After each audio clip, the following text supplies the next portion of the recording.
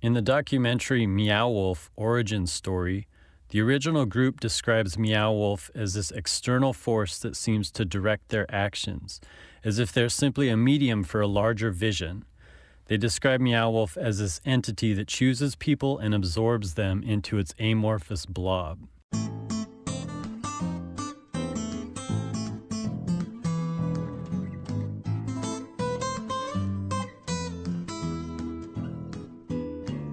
So Meow Wolf started as this group of 10 disillusioned young people within the Santa Fe art community, and they were disappointed with the traditional Santa Fe gallery art scene. So they wanted to break boundaries and make art more inclusive and change the way that people view it.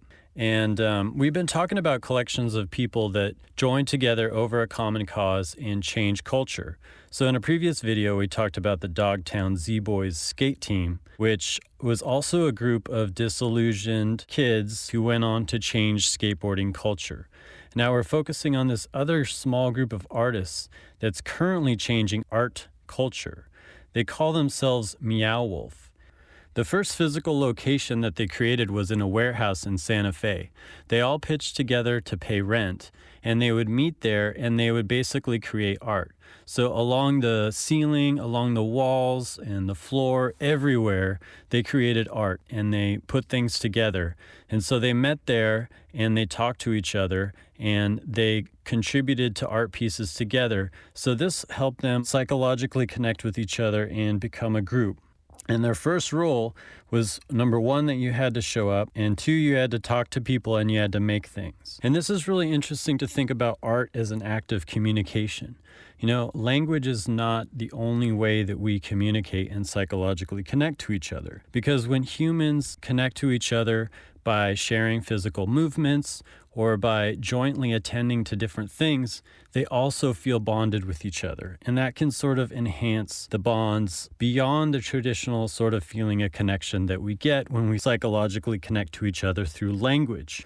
One of the feelings of Meow Wolf that the participants report is that it's easy. It's this notion that the ideas just pop into their heads as if they're not their own ideas, but the ideas exist within the outside space and that they're simply this medium to express them. And I think this is a common characteristic that we're going to see when we look at tribes. When we look at how people become passionate about certain ideas, is that the ideas themselves sort of take hold and influence them to do these things and to interact with each other, and that no individual takes ownership of that idea. It's this sort of external force, this external vision. So the local newspapers started reporting on what the art that Meow Wolf was creating.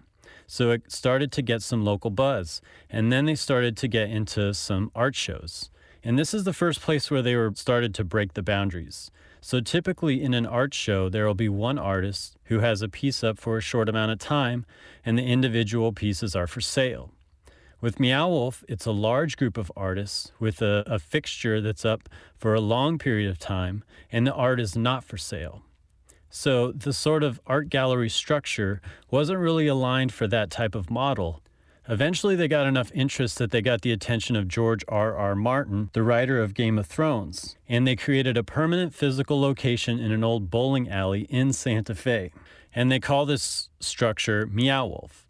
And when you go inside, you enter a world of immersive art. So everywhere, along the walls, on the floor, on the ceilings, is art, every single space, and you're allowed to touch it. So this is another instance where they break the boundaries, because typically when you enter an art gallery or a museum, touching is prohibited. Here they encourage you to touch it. And there's an important psychological effect. When you can interact with something, you're going to process that differently than when you can't interact with it. So the level of engagement that people are going to have with this form of art is going to be larger than the form of art that's fixed on the wall in 2 dimensions. You know, any medium where people can engage is going to be processed to a greater extent by the human brain. Another interesting aspect of Meow Wolf is that there's a storytelling component to it. When you enter the room, there's a house, and you enter the house, and the story involves the past history of the family that lived there. And so you go around and you look through the old books and you look at photographs and you try to figure out what that past history is. And then as you explore the house, you enter into these secret rooms that sort of depict their psyche in this sort of dream fantasy world that also contributes to that story. So creating a story generates another layer to the art, which increases people's engagement with it. Another way that Meow Wolf broke boundaries in the art community is that nothing's for sale within Meow Wolf, but instead you pay a fee to enter. So typical art galleries, you enter for free and the art is for sale. Within Meow Wolf, you pay to enter and none of the art is for sale. One of the most important sort of innovations of Meow Wolf, or underlying considerations, is that they're bringing and opening up art to a larger community.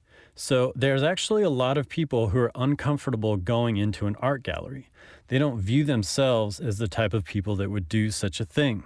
But Meow Wolf created this sort of notion of art and this way of viewing art that brought families together, and it brought people who might have been outcasts, who might be disillusioned with traditional structure and hierarchies and business models in the art community. It opened it up to that type of audience. And that's really important whenever you can key in on a different part of the audience that's not currently absorbed within that sort of medium. Like the Zephyr skate team that we previously talked about, it went on to change skateboarding culture. Meow Wolf didn't start out with this strategic plan to change the art community. They just followed what they were passionate about in the moment, and they formed a community, and they let that community grow in whatever direction was appropriate. So I'd recommend that you check out the Meow Wolf origin story documentary. They started out as this very open team. They were open to all creative ideas and diversity and inclusion. And when you adapt from that type of mindset into this business mindset and building a brand and all the knowledge that's required, you sort of run into these conflicts. And integrating the art mindset and the business mindset is an interesting thing that they're currently going through and that they'll continue to go through. So let us know if you've been to Meow Wolf and what you think about it. Let us know if you prefer this form of art. So thanks for checking out this video. You can check out our entire series on tribes, where we're trying to understand how humans influence each other. And be sure to like this video and subscribe to the channel. We'll be talking frequently about psychological insights, how humans influence each other, and how they're influenced by social media. So thanks for checking this out.